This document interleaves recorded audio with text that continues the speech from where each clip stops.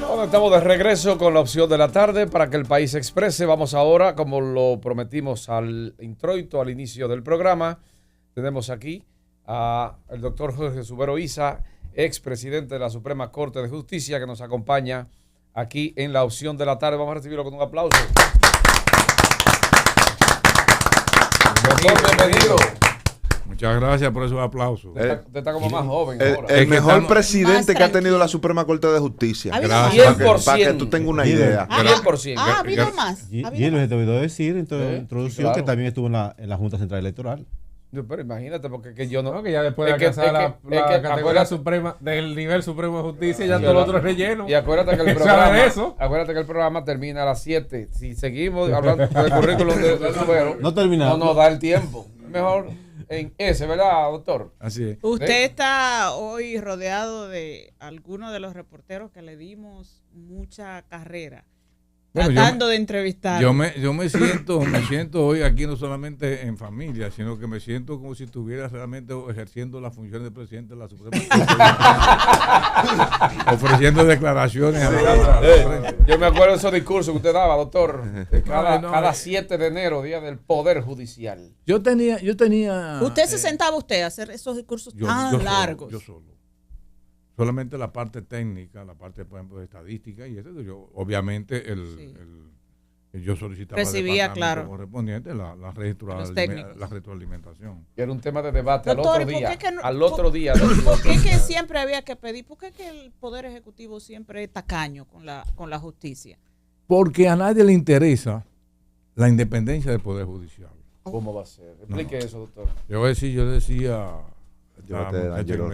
con que estaba conversando previamente con ustedes, que una cosa es lo que se predica y otra cosa es lo que se quiere en la realidad. Es verdad. Aquí absolutamente a nadie le interesa la independencia del Poder Judicial. Claro. Todo el mundo, empresario, sociedad civil, sociedad política, las iglesias, todos quieren tener un amigo, juez, a quien tocar la puerta para cuando el momento que la necesite. Exactamente. Entonces, la manera más efectiva de que no se alcancen las metas que uno tiene como propósito es la restricción económica. En el caso mío, a mí me tuvieron 5 años en la Suprema Corte de Justicia sin el aumento de presupuesto. 5. Yo hablaba esta mañana en ocasión de que creo que hoy o mañana se cumplen los 20 años de la puesta en vigencia del Código para la Protección de Niños, Niñas y Adolescentes. Sí, la ley 136. De la 13603. Y decía esta mañana que nosotros implementamos esa ley y el Código Procesal Penal sin que nos dieran un centavo adicional. Sin embargo, se implementó. Sí, con los fondos con los propios recursos nosotros. Por eso que yo dije que posiblemente la única institución pública donde nunca hubo déficit fue en el Poder Judicial. Porque yo entendía por déficit gastar más de lo que entraba. Y no era verdad que en la Suprema Corte de Justicia que yo presidí se gastaba más de lo que entraba. Porque se gastaba justamente lo que nos daba. Doctor, ¿por qué todavía en furgones se está impartiendo justicia en este país? Pura y simplemente creo que ya en enero o febrero inauguran el Palacio de Justicia de la provincia de Santo Domingo. Ese furgón tiene su historia. La del oeste yo creo que se va a inaugurar, ¿no? O de la provincia. No, del este, de la provincia. El oeste se dio el primer Picasso ahora para la provincia. Okay. Pero el furgón lo vemos ahora con desprecio, pero el furgón desempeñó un papel extraordinario por lo siguiente. Era la época donde la Procuraduría General de la República carecía de fondos, carecía de vehículos, carecía de transporte. Entonces los jueces se quejaban de que los presos no llegaban o llegaban muy tarde. Lo trasladaban de Najayo, lo trasladaban de La Victoria, donde fuera. Sí.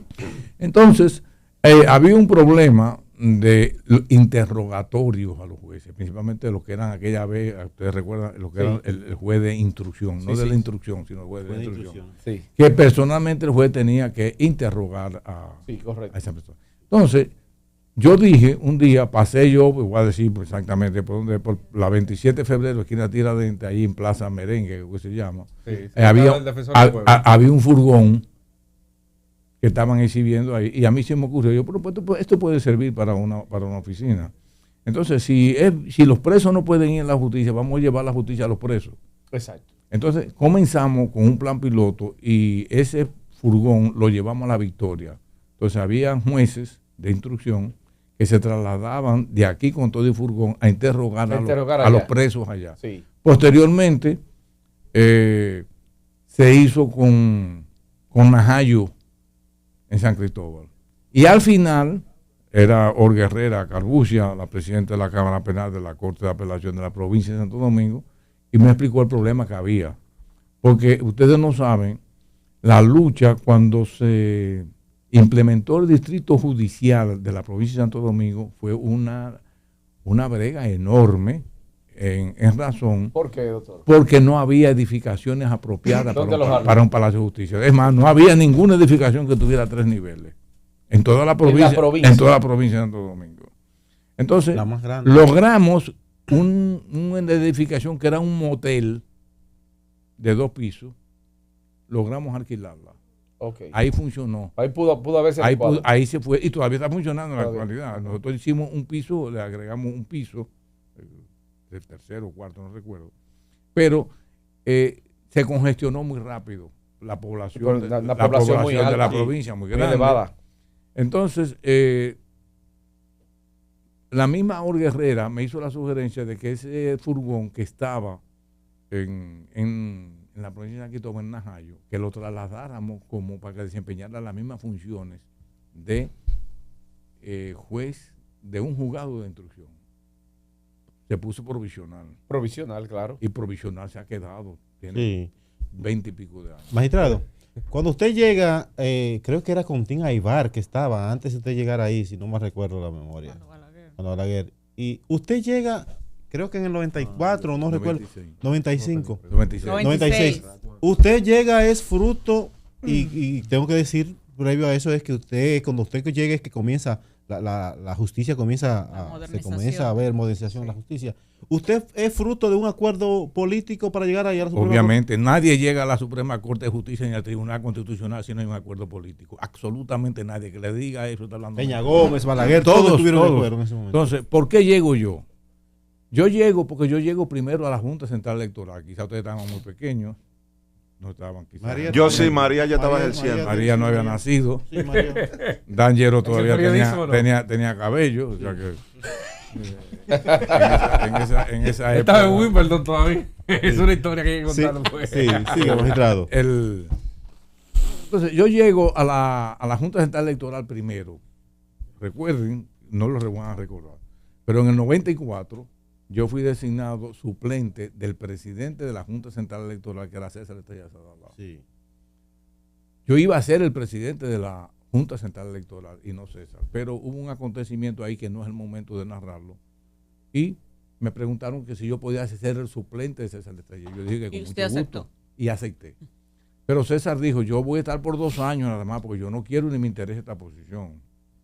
Así que me dijo a mí, Jorge, prepárate para que los 2 años tú vas a ser presidente de la Junta. Y así se hizo la condición. Nosotros en la Junta hicimos un compromiso de que solamente nos quedaríamos todos, eran 5 titulares y 5 suplentes. Siempre y cuando el presidente que sustituyera a César Estrella Sadala saliera de esos. De los que estaban ahí. De los que estaban ahí. Si no, nos íbamos todos. Okay. Entonces, cuando César se va, asumo yo la presidencia. Usted tiene que ponerse de acuerdo. Entre todos. Sí, pero nosotros cualquiera de los que estuvieran ahí. No teníamos preferencia ni por uno ni por otro, sino que fueran de ahí. Que fuera de ahí. Entonces, hubo algunos cuestionamientos, principalmente de Peña Gómez, que unas declaraciones que le dio a Cela María Lamarche en Chile. La rubia de oro. Cela María recogió eso, se publicó aquí, donde Peña me cuestionaba un poco, porque Peña decía que toda mi familia era reformista y que si ellos eran reformistas, yo tenía que ser reformista. Sí.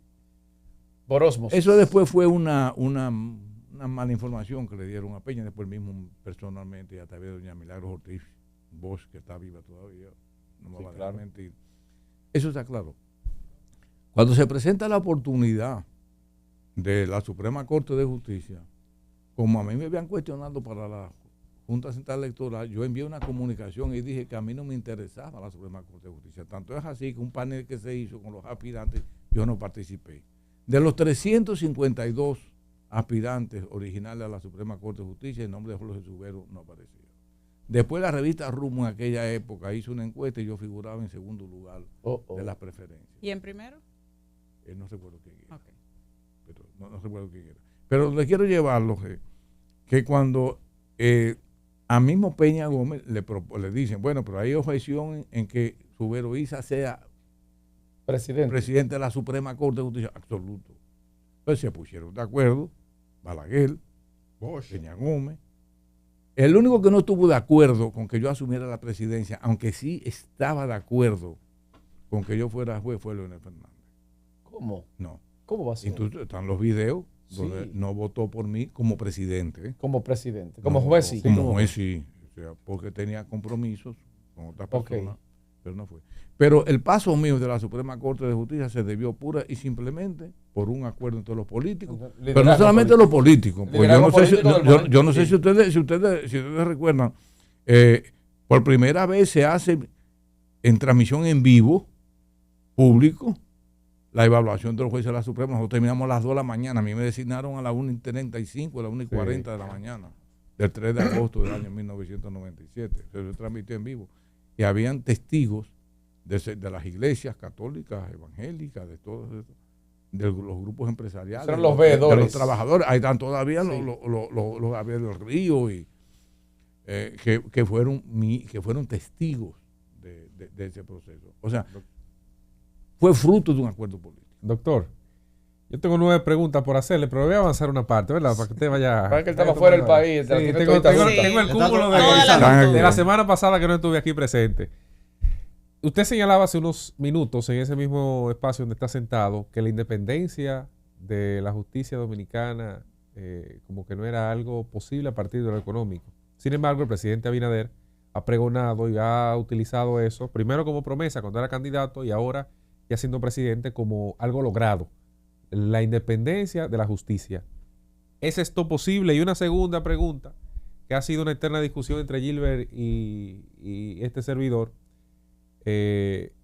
¿Hay una justicia que favorece a los ricos en República Dominicana sobre los pobres, con medidas más blandas hacia ellos? ¿O sencillamente es parte de que los ricos tienen acceso a mejores abogados, a mejor cuerpo, tienen más arraigo y eso le facilita aprovechar las medidas que la propia ley plantea en el sistema, en el ordenamiento jurídico de República Dominicana? Mire, es una falacia eso de que los jueces se inclinan por los ricos. ¿Lo oíste, Gilbert? ¿Cómo fue? Es una falacia que la justicia se inclina por los ricos. Eso no es verdad. Exacto. Eso no es verdad. Los jueces de ahora están formados para ser jueces. Los jueces de ahora no le deben, quiero que esto le quede muy claro. Los jueces de ahora, que todos, con excepción de los jueces de la Suprema Corte de Justicia, en el área judicial, no hablo del Tribunal Constitucional ni del Tribunal Superior Electoral, todos los jueces pertenecientes al Poder Judicial deben ser egresados de la Escuela Nacional de la Judicatura, luego de agotar un proceso de formación de 2 años. Lo que significa que los jueces no tienen absolutamente ninguna razón para deberle la posición a nadie, como era antes. Exactamente. Si hacen las cosas buenas o si hacen las cosas malas, ellos son los únicos responsables de una cosa o de otra. Obviamente que tienen recursos económicos. Eso le iba a decir, no hay discriminación en ese sentido cuando se hizo, por ejemplo, el código que habla de aquellos que tienen arraigo. No, porque el arraigo del código no es arraigo de rico. Eso es otra cosa. Es arraigo. La persona más pobre de este país posiblemente pueda tener más arraigo en su comunidad. Que va a la iglesia, que estudia, no son una serie. Porque arraigo es que yo no me voy a ir, porque yo no voy a dejar mis hijos, yo no voy a dejar mi esposa, yo no voy a dejar mi universidad, yo no voy a dejar mi empleo. Ese es el arraigo. Por eso que yo muchas veces he dicho, bueno, cuando se habla de una prisión, una privación de libertad como medida de coerción, es abusiva, porque no toman en consideración realmente el arraigo que puedan tener en un momento determinado. No. Sí. Perdón, quedó pendiente la primera pregunta sobre la independencia de la justicia dominicana a partir de lo que el presidente Abinader plantea de que ha sido lograda. El presidente Abinader yo creo que ha sido el primer presidente que ha dado señales claras de que aboga por la independencia. Fíjese que ha hablado siempre de la independencia del Ministerio Público. Uh-huh. Ministerio Público, sí. ¿Por qué? Porque el Ministerio Público era el que estaba más atado Al Poder Ejecutivo. Aquí absolutamente a nadie se le podía... Y sigue atado, magistrado, todavía. Mientras depende de un nombramiento, sí. Por eso Claro. que yo digo, Y de la o sea, asignación de nadie presupuesto. más independiente aquí que yo la conozco bien que Miriam Germán Brito. Eso Nadie. sí, yo estoy de acuerdo con eso. Como persona. Como persona. Pero la institución no es independiente. Bien. Porque mientras el Procurador General de la República dependa de un decreto, del humor con que amanezca el presidente, un día hasta ahí tenemos independencia. Pero volviendo con el asunto de la independencia de los jueces. Los jueces hoy en día no tienen absolutamente ninguna razón por qué por qué no ser independientes. Entonces el presidente Abinader ha hablado muy claro. Mire, la independencia del Ministerio Público lo hemos logrado. Nunca los jueces en la República Dominicana, por ejemplo, a partir de la reforma judicial del 97, han tenido dependencia ni económica, ni del sector económico, ni del sector político. Eso dirá, bueno, y para llegar a la Suprema Corte de Justicia o al Tribunal Constitucional o al Tribunal Superior Electoral, no se requiere de algún componente político, obviamente. Claro que sí. Todas las altas cortes, como se denomina en la actualidad, tienen un componente político. Y todas las decisiones que toma, principalmente el Tribunal Constitucional, como las tomábamos nosotros cuando teníamos en la Suprema Corte de Justicia las atribuciones de la constitucionalidad, eran eminentemente políticas. Doctor, aquí nosotros particularmente somos críticos muy acérrimos de la justicia, la deficiencia judicial, de las debilidades de la justicia. ¿Cómo ve usted todo esto y qué entiende usted haría falta para que algún día aquí tengamos un sistema de justicia realmente justo?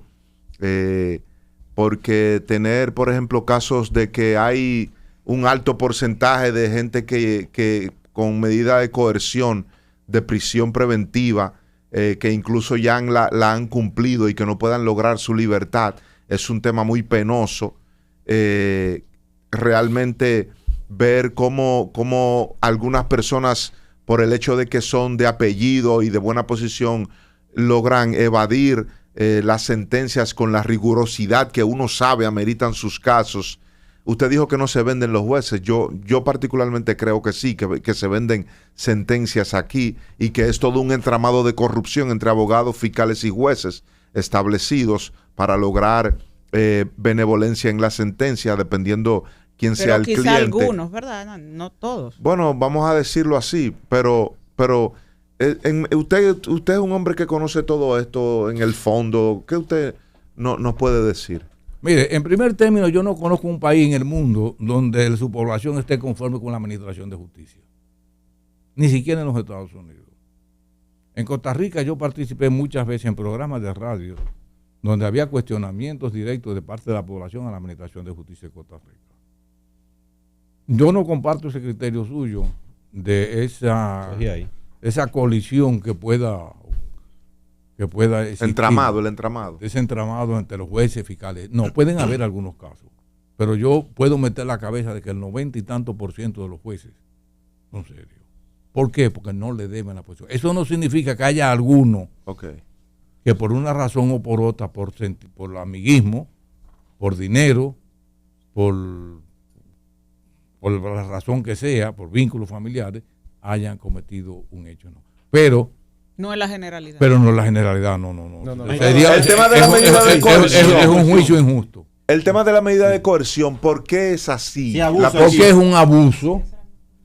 Pero ¿cómo se puede cambiar eso? Eso con los jueces actuando con responsabilidad y no pensando en la presión mediática que se ejerce contra ellos. Eso es la principal. Esa es la principal, porque la presión mediática. La presión mediática, porque los jueces entienden que solamente la gente percibe la administración de justicia cuando hay privación de libertad. ¿Qué papel juegan los medios en esa presión? Mucho. Pero no solamente en la República Dominicana. Sí, hay lo que se llama los procesos de prensa, los juicios de prensa. Esa presión mediática ejerce contra los jueces presiones enormes. Principalmente el juez que tiene tiene hijos que están en la edad escolar. Cuando le dicen en el colegio los compañeros, lo dicen los profesores, se quejan de la administración de justicia, su papá como juez hizo tal cosa. Eso lo afecta. Katia Miguelina Jiménez escribió un libro que se llama Juicios Paralelos. Ella lo tiene, yo muy bueno sobre eso. Perfectamente, que son juicios pero eso no es aquí solamente, en el mundo entero ha ocurrido. Doctor, es un tema mancuerna porque la reacción de los medios o la presión de los medios sobre temas casi siempre viene empujado por una presión mediática o por un manejo mediático del Ministerio Público frente a esos casos. O por un interés particular de los dueños de los medios.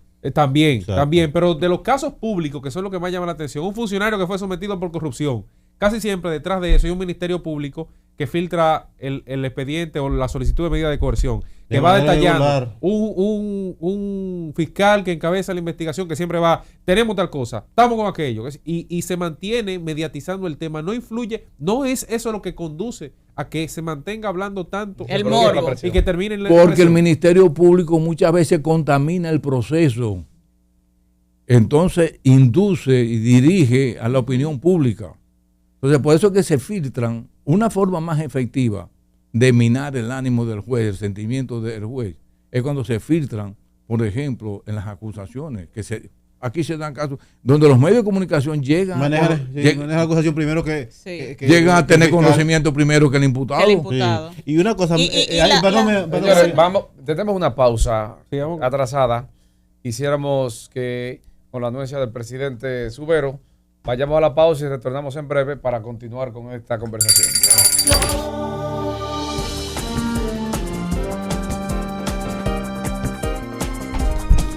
Bueno, seguimos con esta conversación interesantísima. Hoy estamos hablando de justicia con el doctor Jorge Subero Isa. De lo que no hay en este país. Así es. Doctor, mire, yo quiero preguntarle.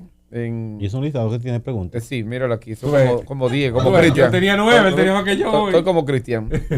Doctor, usted, recuerdo cuando estábamos cubriendo la Suprema, usted en el momento en que se iba a modificar la Constitución de la República planteaba, y fue un gran debate que usted produjo en ese momento cuando advertía que estaba de acuerdo con una sala constitucional, no con un tribunal constitucional, y explicaba sus razones. Ya desde el año 2013, cuando comenzó a operar, ¿verdad? 2013 o 2011. A través de la ley 137-11, el Tribunal Constitucional. Yo quiero que usted se exprese en este sentido, la pregunta que le voy a hacer, si realmente luego de ese tiempo que fue creado y según las estadísticas que da a conocer el mismo Tribunal Constitucional, han evacuado unas 5,000 sentencias a favor de la sociedad dominicana en materia constitucional.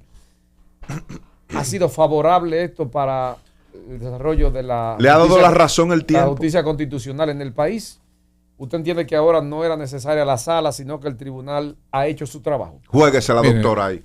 Sí, no. Hay que verlo en el contexto histórico en que se ofrecieron esas declaraciones. Primero, sí. Lo de la sala constitucional no fue un invento de nosotros. Recuerden ustedes que en la primera reforma constitucional del 2010 que se aprobó, fue una sala donde estaba de acuerdo Leonel Fernández, Reinaldo Paredes Pérez, que era el presidente del Senado, Julio César Valentín, presidente de la Cámara, Rafaelito Alburquerque, que era vicepresidente de la República, César Pina Toribio, que era consultor jurídico. Todos estaban de acuerdo, y la clase política total, con la sala, en que fuera una sala. ¿Qué pasó?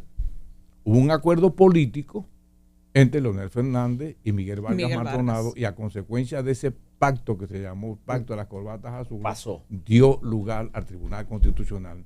Porque yo siempre he dicho, fueron más razones políticas que razones institucionales lo que dio lugar al Tribunal Constitucional. Eso es lo que tiene este país jodido, lo político. Ahora, yo planteaba en esa época que como presidente de la Suprema Corte de Justicia, que teníamos nosotros la facultad como la tiene la Corte Suprema de México, como la tiene la Argentina y Colombia, como la Colombia tiene Uruguay, Colombia tiene un tribunal, tiene un tribunal constitucional. Sí, tiene un tribunal. Pero, su Corte Suprema con atribuciones era Costa Rica era el modelo que nosotros queríamos, que era la cuarta sala, que era una sala dependiente de la Suprema Corte de Justicia, que fue lo que se aprobó en el primer proyecto. Luego, como dije, a consecuencia del pacto de las corbatas azules se eliminó. Doctor, perdón, antes de que usted entre a la otra parte, pero si lo dejaban como una sala, le daba mucho poder al presidente de la Suprema Corte de Justicia. El presidente de la Suprema Corte no tenía poder, porque el presidente de la Suprema Corte, a pesar de que era presidente de oficio de todas las salas, pero no era el que menos poder tenía, porque no tenía ningún control jurisdiccional sobre los demás, sobre las demás salas, no, absoluto, eso era un mito. Y lo sigue, y hoy en día no lo tiene tampoco, es la misma situación. El tema de la sentencia, ¿usted está conforme con el trabajo? Ahí voy. Pero lo que quería decirle era que en ese contexto histórico que yo lo dije, ¿qué quería yo? Yo no quería que le quitaran atribuciones a mi corte. Y hubiera sido una irresponsabilidad mía. No pelear eso. No pelear eso. ¿Cómo yo voy a apoyar que le quiten las atribuciones constitucionales a la Suprema Corte? Que ustedes lo hacían. Sí, nosotros lo hacíamos. Que lo hacíamos en menos medida porque teníamos una carga muy grande de trabajo a consecuencia de los recursos de casación. De acuerdo. Pero hoy en día, a mí me preguntan, ¿y qué pasó con los choques de trenes que usted planteaba? ¿Se dieron? Sí, se han dado. Sí, se han dicho, se han dado. Han visto grandes enfrentamientos y tanto es así que se manifiesta por la cantidad de sentencias que el Tribunal Constitucional que no se cumple. Le ha anulado. Sí. Le ha anulado a la Suprema Corte de Justicia. Pues nadie claro que sí. Claro que sí. Eso es ahora, y al Congreso yo creo también. que lo más importante es ver en el contexto actual.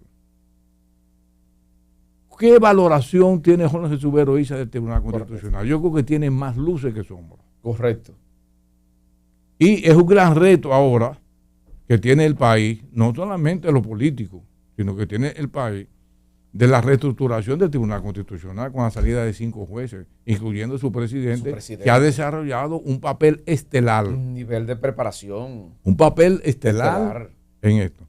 Una de las razones que yo tenía en aquella ocasión para oponerme al Tribunal Constitucional era que a mí me había llegado la información de lo que se quería era crear un Tribunal Constitucional con la finalidad de revisar aquella sentencia de la Suprema Corte de Justicia donde habían personas involucradas principalmente a consecuencia de la crisis bancaria del año 2003. Por eso es que si usted lee... Pero es bueno que ustedes vean en los medios y ustedes estaban ahí. Sí, claro. Pero que bueno recordar todo eso, verlo, la oposición mía a eso. Y por eso da lugar al artículo 277 de la Constitución de la República que se puso que 2010. Pero fue por un pleito que Jorge Subero hizo. Pero sintetizo esto. Pero se logró el objetivo que usted tenía de que esa no se revisara. Sí, no hay duda. Por eso que creo, y hoy en día, obviamente, el papel del Tribunal Constitucional hay que destacar. Doctor, no cumple las sentencias, pero sí. Yo quiero su opinión en Perdón, María. No se cumple la sentencia y es una barbaridad. Sí. Porque principalmente, sobre todo el Estado. Principalmente es el propio Estado que no la cumple. Ahora, yo recuerdo, y encajo con María ahora. Yo recuerdo en una ocasión que es un caso de un narcotraficante que había aquí que se llamaba Florian, no recuerdo. Florian debe ser. Que no quería, Abel Rodríguez del Orbe era el Procurador General de la República y se negó. Nosotros habíamos ordenado la libertad mediante un proceso de habeas corpus y él se había negado. Y nosotros dijimos, los 16 jueces de la Suprema, le dimos 24 horas al Procurador General de la República para que lo pusieran en libertad. Si no, nosotros íbamos a ir a la victoria, todos los jueces, con todo y corbata, y lo íbamos a poner en libertad. Gente con pantalones. ¿Por qué, doctor? ¿Por qué? Porque se había ordenado ya la puesta en libertad. Entonces la decisión de ellos no valía nada. La prisión era irregular. ¿Le ha faltado algún brazo ejecutor al Tribunal Constitucional? Sí. Bueno, le ha faltado la garra legal, exacto. O sea, la legislación, una ley, porque ocurrió en España. En España, con el asunto de Cataluña, y el Tribunal Constitucional que cumplir la sentencia. Para hacer cumplir la sentencia. Doctor, perdóneme. Los tribunales no tienen eso. Discúlpeme, no recuerdo el artículo, pero yo me he leído muy bien la ley 137 y tiene uno de sus articulados que dice que se crea una comisión para darle seguimiento y la aplicación de esa sentencia. Sí, dice la propia ley 137. Pero una comisión, exacto. ¿Qué hace la comisión después de? Bueno, yo no sé si la creó. Yo no sé si no hay seguimiento. Se llama creada Comisión de Seguimiento y Ejecución de Sentencia. Pero no el seguimiento. Pero aún creada. Yo no sé si Milton la creó. Cuando se habla de garras, es que está bien la creamos, pero ¿qué podemos hacer para que esa gente vaya ahí? Pero se supone, Cristian, que si hay un Estado social y democrático de derecho, hay que aplicar. Que es lo que no tenemos, en la República Dominicana, doctor. Mi rey. El artículo 7 lo dice. Eso es en teoría. Eso es teoría, mi rey. Exacto, doctor. Acuérdate que estamos en el solar con gente. Pues la Constitución es una teoría, entonces. Doctor, yo quiero su opinión en torno a el tratado que le ha dado o el trato que le ha dado este Ministerio Público al tema penitenciario. Amargamente se ha quejado el doctor Roberto Santana en torno al fracaso que hoy vive el nuevo sistema penitenciario. Mire, mi amigo y compueblano Roberto Santana desarrolló un papel extraordinario con el nuevo modelo penitenciario. Es una pena. Es el papá del modelo penitenciario. Es una lástima que para ese mí, proceso se haya abandonado o se haya ralentizado. Yo no sé cuál es la condición que está, pero realmente lo cierto es que estamos plenamente en el viejo modelo penitenciario. Magistrado, 2 preguntas, las voy a hacer rápido. Miren, primero, no sé qué su parecer sobre aquí el Ministerio Público pone unos nombres de animales y de cosas a los expedientes. Búho. Y a veces no sé si es como para hacer las cosas más llamativas y ese tipo de cosas. Búho, calamar. Si eso es normal, esa es la primera pregunta. La segunda, yo recuerdo que usted quería seguir siendo juez o presidente de la Suprema Corte de Justicia, creo que en el 2010. Y Leonel Fernández, creo que ese consejo de la magistratura que presidía Leonel Fernández, usted salió, recuerdo como ahora, usted salió, lo vi en la televisión, usted salió de la sala donde estaba, fue en el 2010. 2011. 2011, usted salió y se vio un poco molesto. ¿Qué fue lo que pasó en ese momento? Primero, en cuanto a los nombres que le otorga el Ministerio Público a los procesos penales, que está principalmente de corrupción, eso es mercadeo. Eso es marketing. Es mercadeo. Sí, eso es mercadeo. ¿Y eso es correcto de una institución del Estado como esa? Yo no quisiera juzgarlo porque ya... Atención, redes. No. Es mercadeo. Vamos a dejarlo en mercadeo. Lo segundo es que obviamente yo había puesto en 4 ocasiones mi cargo de presidente de la Suprema Corte de Justicia a disposición del presidente Leonel Fernández porque ya a mí no me interesaba seguir siendo juez. Te duró 14 años. Pero los 14 años. Pero él mismo me dijo que no, que él quería que continuáramos juntos, porque recuerden que él pretendía seguir también, que él quería que siguiéramos juntos todo el proceso de reforma, y yo le dije que sí.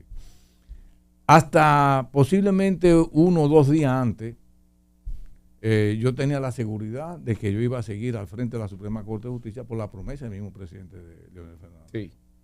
Cambió posiblemente 1 o 2 días antes, o el mismo día del 21 de diciembre del año 2011, que fue cuando se reunió la última reunión del Consejo Nacional de la Magistratura. A mí me eligen como juez.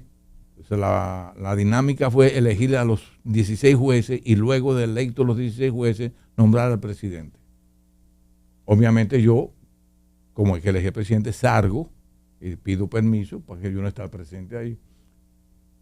Cuando regreso me dicen que yo no voy a ser presidente porque institucionalmente no, que yo seguiría como juez. Yo dije que no. Ahí es que yo salgo y que me estaban esperando los reporteros y les digo que yo no voy a seguir a la Suprema Corte de Justicia. Y un día después envié una comunicación. ¿Lo cubrió Leonel? Renunciando. No cumplió su palabra. Es lo mismo, doctor. Es lo mismo, doctor. No quiero vulgarizarlo. Sí. Doctor. Le dije que era 9, ¿verdad? No me va a cansar el tiempo para las 9, pero vamos nos quedan 5 minutos de entrevista. Vamos a empujar, doctor. Mira, el tema de el Tribunal Constitucional, que ahora renueva su planilla, los perfiles que usted entiende, más allá de lo que la ley plantea, sino conociendo ya cómo se ha comportado el tribunal, ¿qué le parece lo que se supone debe tener el Tribunal Constitucional? Perdón, hay algunos jueces de la Suprema que van a ser sustituidos también.